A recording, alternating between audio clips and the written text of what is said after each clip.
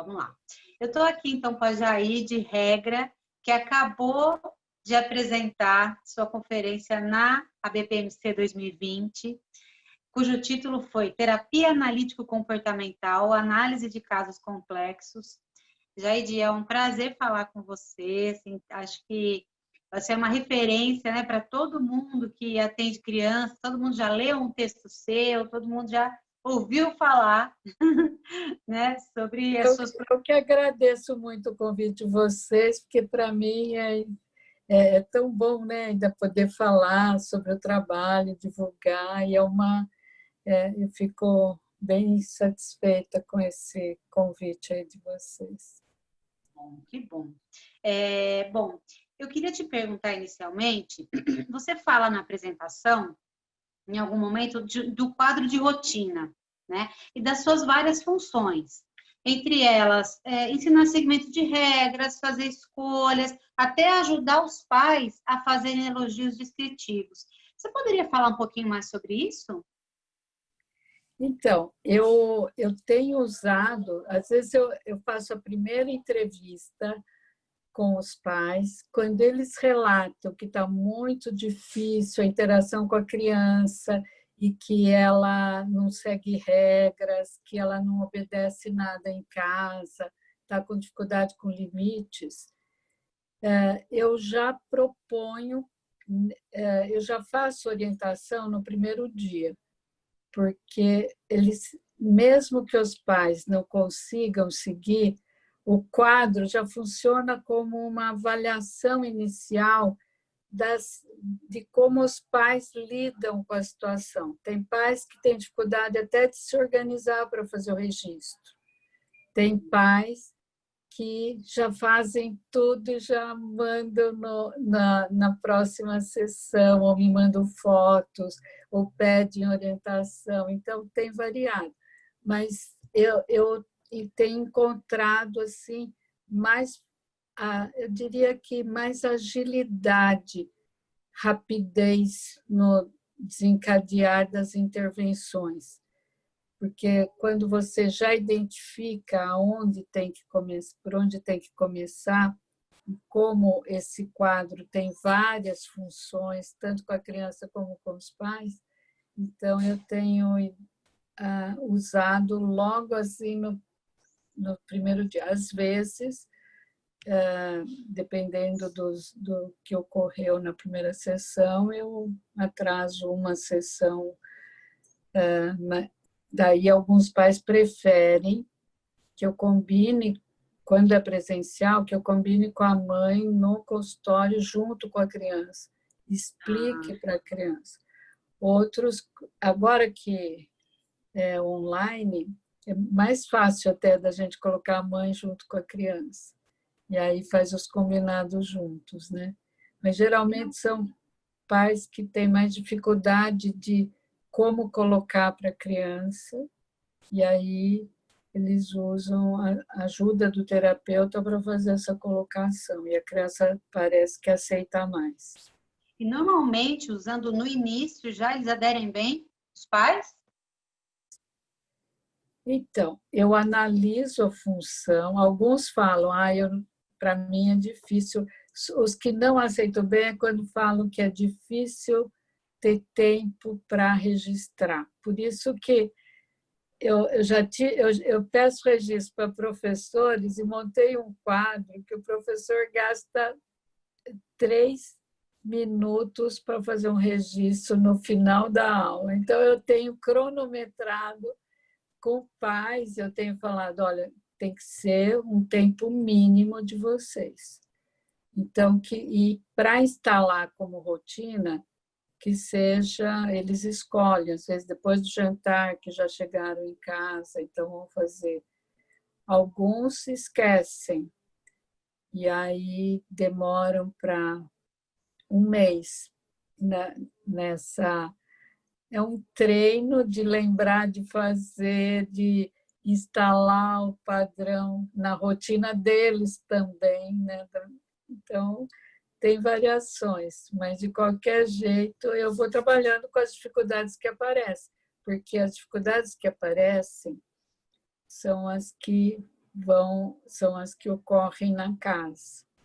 Então, já viram um instrumento de treinamento da família ali.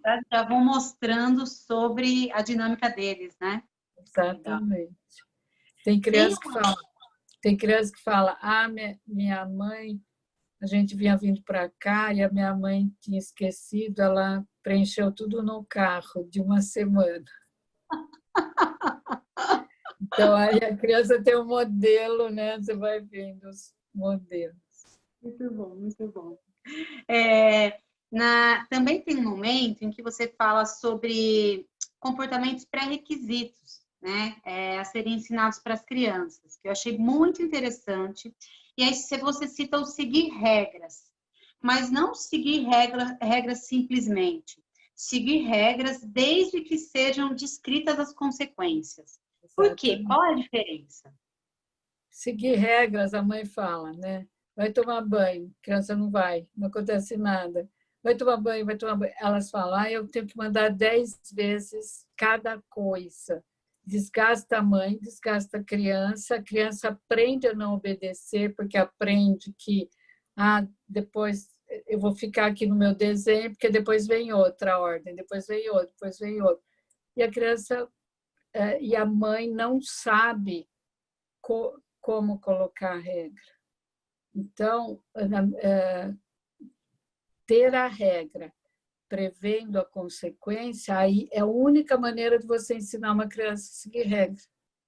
O outro, você ensina a desobedecer. Se você não tiver consequência, você está ensinando a criança a fazer o que ela quer.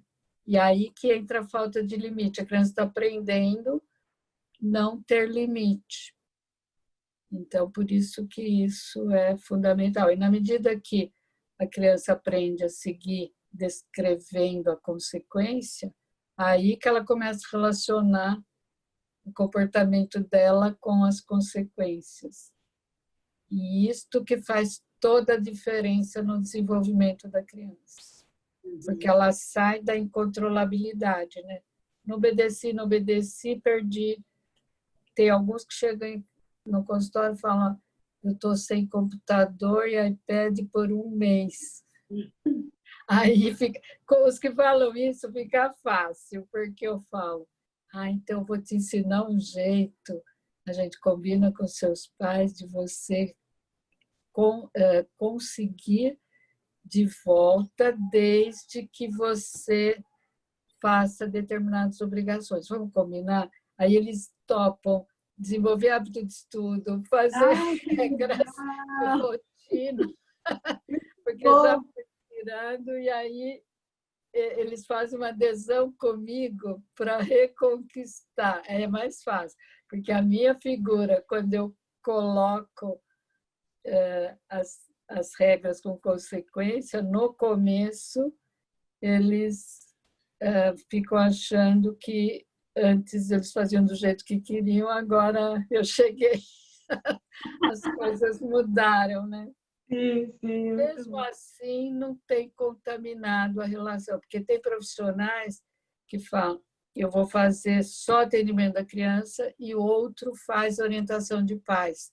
Justamente por isso, a criança sabe que eu estou dando instruções ali. Mas como eu deixo muito claro para a criança o que eu vou combinar com os pais, alguns até ficam bravos no começo, mas tem chance de trabalhar. Eu vou mostrando as vantagens que eles têm. E aí vou pedindo que vantagens eles querem. Aí eles aderem também. E vai entrando a tua experiência, né, para manejar esse tipo de situação. Então, é demais, muito bom. E por que é importante a gente ensinar sobre análise funcional do comportamento para os pais e para as crianças? Para os pais é importante porque eles têm que aprender o manejo. Então, para eles consequenciarem o comportamento da criança, eles têm que aprender a análise de 3 termos, no mínimo, né? Eu não ensino, nunca ensinei relações verbais para pais, mas eu ensino mais as consequências imediatas. Porque às vezes eles falam, mas eu acho que tem um outro fator. Eu falo, esse entra na macroanálise, é importante também, mas nós vamos focar nas microinterações. Mas ele aprende a aplicar, entende por que a criança não está obedecendo, porque tem pais que falam, ela é preguiçosa. Aí eu faço análise do que é a preguiça, como é um comportamento de esquiva, por que, que a criança se esquiva de coisas aversivas, por que determinadas coisas ficaram aversivas e como desfazer o que ficou aversivo e mudar, fazer a transformação daqueles estímulos que ficaram aversivos em outros positivos, né? Então, os pais entendendo isso, até a recaída muda, porque na recaída eu falo, quando vou dar aula, falo, vocês já perceberam, identificaram a relação que tem determinados comportamentos da criança com o que ou vocês fazem ou outras pessoas fazem. Então, nós trabalhamos a manutenção antes da alta, mas depois, qualquer possibilidade de recaída, eles passam a fazer análise funcional, aí eles ligam e falam, identifiquei que eu estou voltando no padrão de comportamento antigo e ele piorou, então nós precisamos de uma orientação, porque sozinho a gente não está identificando como mudar. Mas se identificaram que estão voltando no padrão antigo, por isso a criança está voltando no padrão antigo. Então, ajuda bastante, porque daí... mas na alta eu já falo, deu uma pioradinha, não deixa passar de 15 dias, porque a gente resgata muito mais rápido. Mas eu peço para eles fazerem uma autoobservação também, né? Aí eles falam, estava mais irritado, aí vigorou o padrão antigo, ele ficou... E aí comprova, deu para fazer uma linha de base. Claro. Com tira e põe variáveis, né? Que daí fica claro para eles a função, fica mais claro ainda. Claro. E é incrível, né? Que é quando eles voltam, não voltam porque voltou tudo a estaca zero, eles voltam já com uma análise, né? Te trazendo uma descrição mais acurada, né? Exatamente, aí fica fácil, aí eles voltam uma vez, a gente identifica melhor, combina o procedimento, aí, os procedimentos que eu combino numa orientação, aí eu vou acompanhando pelo WhatsApp. Se o pai quiser me mandar uma dúvida, pequenas alterações que ele fez, que ele quer saber se funciona ou não, ele vai mandar pelo WhatsApp. Então, aí eu vou respondendo pequenas, não precisa marcar uma outra. Então, eu falo, quando tiver uma coisa mais substancial para analisar mais coisas, daí marca uma orientação de pais. Então, tem alguns que voltam só para identificar alguns fatores e planejar um novo procedimento, uma intervenção que é mais difícil para eles, aí vão embora e aplicam, e eu vou acompanhando, né? Faz o segmento, dá para fazer segmento aí. Ótimo, muito bom, muito bom. Nossa, eu vou até me adiantar aqui, senão eu ficaria um tempão aqui conversando. Eu queria pedir que você nos citasse uma pessoa que marcou a tua trajetória profissional, que foi referência para você. Só uma.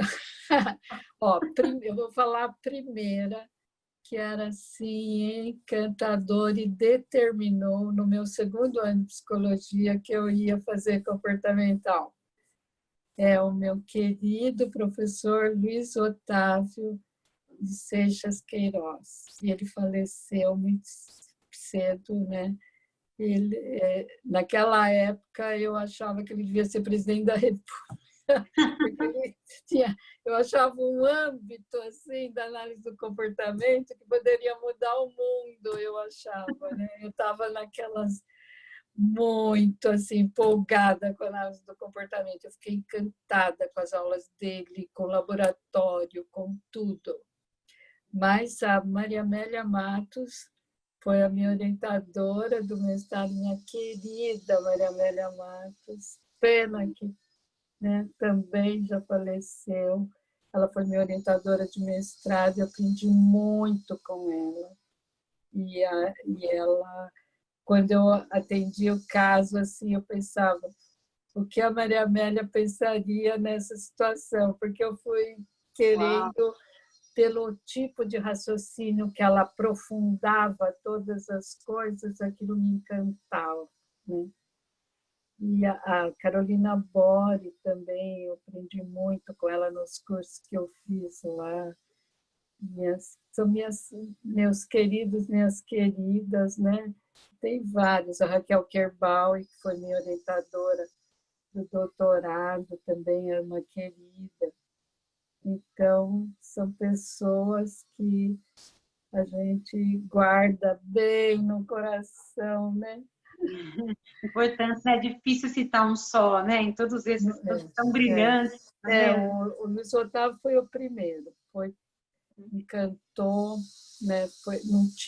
Nunca tinha ouvido falar, não tinha análise do comportamento, ele apresentava de um jeito encantador e a classe toda ficou comportamental Luiz Otávio. A gente não sabia se estava escolhendo comportamental ou escolhendo Luiz Otávio. Sim, sim. E um evento que tenha marcado a tua trajetória profissional? Olha, evento tem muitos também, mas um que marcou muito foi quando eu assisti a palestra do De Rose, em 1992, que ele fez uma análise da passagem do controle de estímulo até chegar à equivalência e à rede de relações. Aquilo foi uma coisa que me encantou e eu decidi meu doutorado a partir daquela palestra dele. E ele acabou sendo banca da minha tese. É mesmo? Então, eu acho o trabalho dele muito interessante e isso me marcou muito, porque aí eu queria estudar tudo sobre aquilo.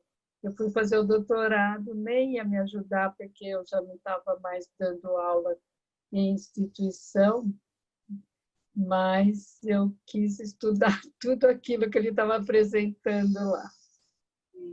Nossa, que delícia ouvir sobre tantas pessoas inspiradoras, Jaide. Olha, te agradecer muito por ter tão generosamente dedicado o seu tempo para falar aqui comigo, para falar um pouquinho da tua apresentação, da tua história, né, da tua trajetória profissional. Foi assim, de forma simples e brilhante, você nos trouxe muito conteúdo, foi muito bom mesmo. E te agradecer, só tenho a te agradecer. Essa é uma entrevista para Dia de Lab, que é a plataforma feita por analistas do comportamento para analistas do comportamento. E logo já vai estar disponível aí a nossa entrevista. Muito obrigada pelo convite, né? Eu fico lisonjeada com esse convite e essa possibilidade de estar falando sobre o trabalho, ainda mais na pandemia, que a gente fica tão fechada, né? Sim, exatamente. Tá Muito bom. Muito obrigada, tá? Obrigada. Tudo de bom para você.